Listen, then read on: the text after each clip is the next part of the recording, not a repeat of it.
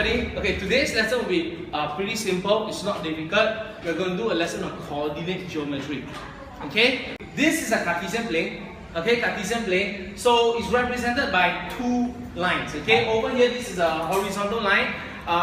We call it the x-axis. The vertical line is known as the y-axis. Where the x and y-axis intersect at a point, a very special point, we call it the zero. It's called the origin. Okay, this is known as the origin. We must know all these terms. Okay, this is known as the origin. So this is known as x-axis. This is known as the y-axis. Okay. So on all of this will be all your numbers. Okay, to the right will be the positive numbers. To the left of the x-axis are the negative numbers. On above the x-axis, all the numbers on the y-axis will be positive. Below the x-axis, all the numbers on the y-axis will be negative. You all know things like that, yes or no? Okay, let's say I do some random numbers. Let's say I put 1, 2. This part will be numbers that's negative.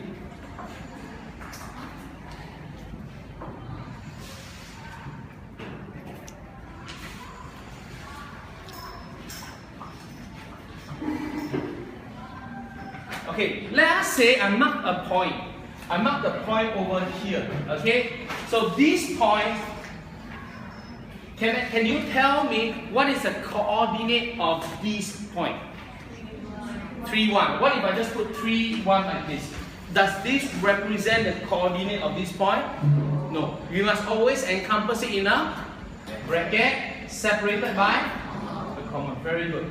The first number, okay, the first number that appears, this is known as the x coordinate. Okay? The second number that appears after the comma is known as the y coordinate. So far, is this okay? This is known as an ordered pair. It must, when we ask for the coordinates of a particular point, it must always come in an ordered pair. It must come in a particular order. That's why we call it ordered pair. Okay? So pair means it must have two numbers, one number in front, a second number behind, separated by a comma, encompassed within a bracket. You must always remember the bracket is essential. Is that okay? All this stuff you already know them. Am I correct?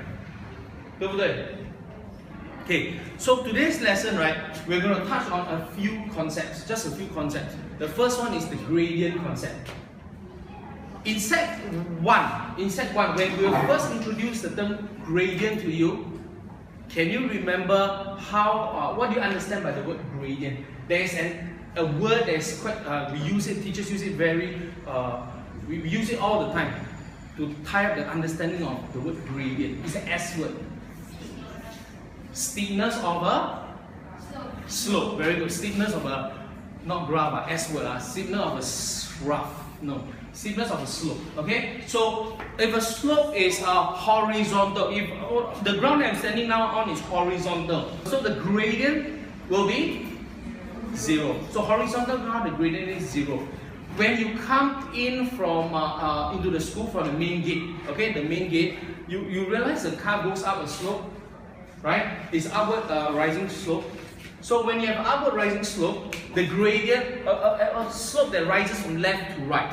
Okay, if it rises from left to right, the gradient will be positive or negative. The gradient will be, talk to me, gradient is positive. So the gradient is positive. So we can have this type of lines, we can have this type of, as long as it is positive, as long as it's upward sloping, that rises from left to right. All this stuff you will taught in set 1. If you have downward sloping graph, what about downward sloping graph? Downward sloping graph. The gradient will be? The gradient will be negative. So how do we identify these are graphs that falls from left to right?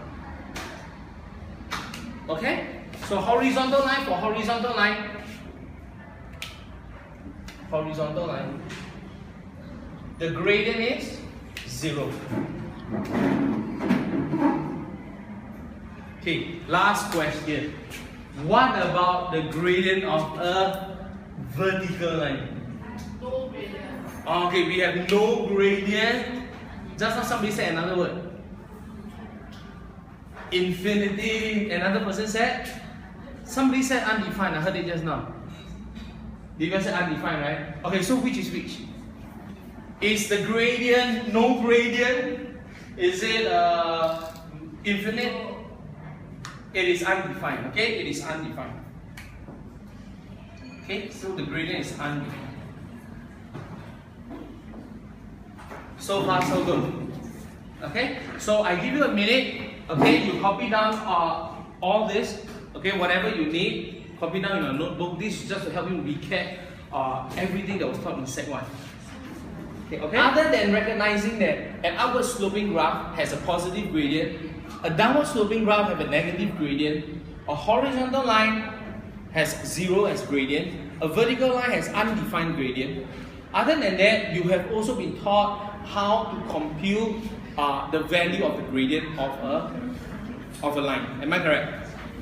So over here, right, in Sec 1, okay, when the concept of gradient of a graph is introduced to you, how did your teacher make you compute the gradient of a graph? The gradient of a graph is equals to something over something.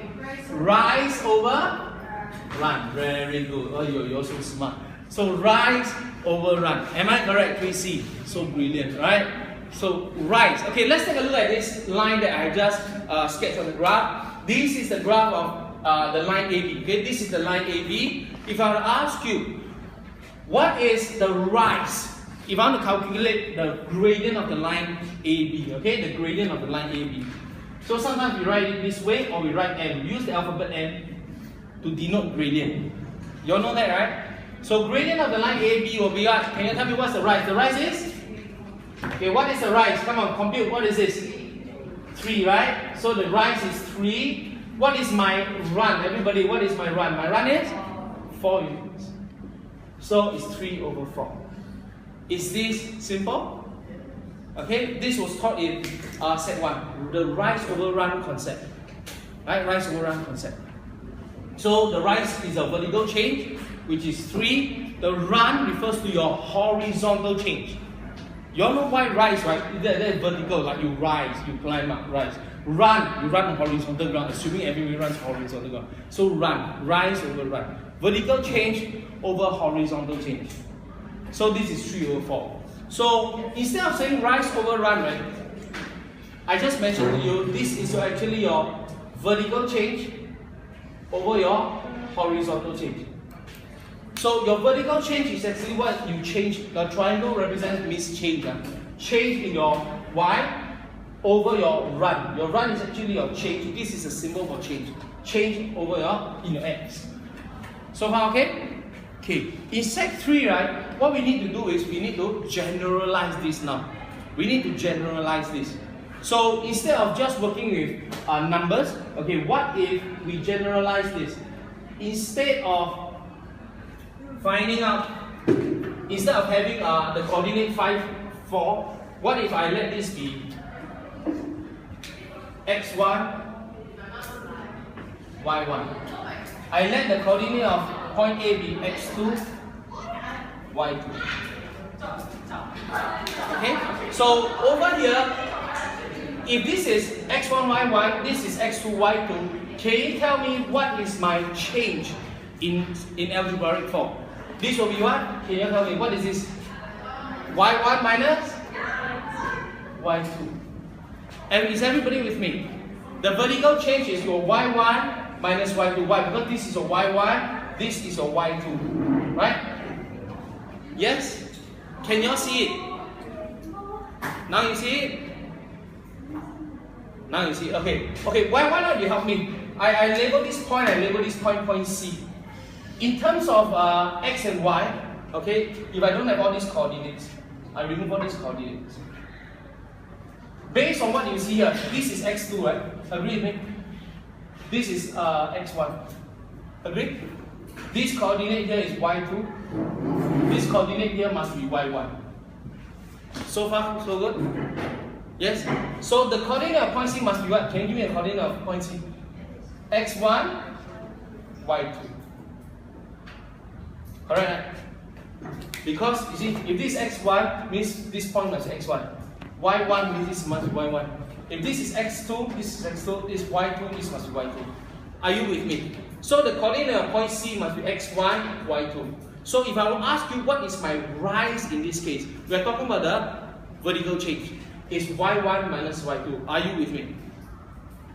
Girls, are you with me? Talk to me. Yeah. Yes. The horizontal change will be what? Can you give me the horizontal? It will be? What is my horizontal change from here to here? It's x1 minus x2. Correct, right? So the horizontal change is x1 minus x2. So by putting these algebraic terms together, right? What we have over here, change in your y, this is your y1 minus y2, over horizontal change will be x1 minus x2. So this is our formula that we have to teach you in Set 3. Okay, so the gradient formula is given as y1 minus y2 over x1 minus x2. This is where the formula came from. Everybody with me? Sheila, okay? Am I going too fast? Am I going too slow? Can? Okay, I want to ask you a question. What if Mr. writes it this way? Instead of writing y1 over y2, I write it y2 minus y1 over x2 minus x1. Will we end up having the same value? Yes, right? It is the same. Okay? It doesn't matter which one you label as x1, y1, which one is x2, y2, it doesn't matter. But the critical thing is this. I've seen it before where students make this kind of mistake. The formula they use is y1 minus y2 over x2 minus x1. This is a common mistake. Okay, or they use this one, y2 minus y1 over x1 minus x2. So this is a very common mistake made by students. Be careful, make sure you don't make this mistake. Okay, if you start with y1 minus y2, you must always start with x1 minus x2. If you start with y2 minus y1, you must x2 minus x1. 好不好？ Can? Gradient concept.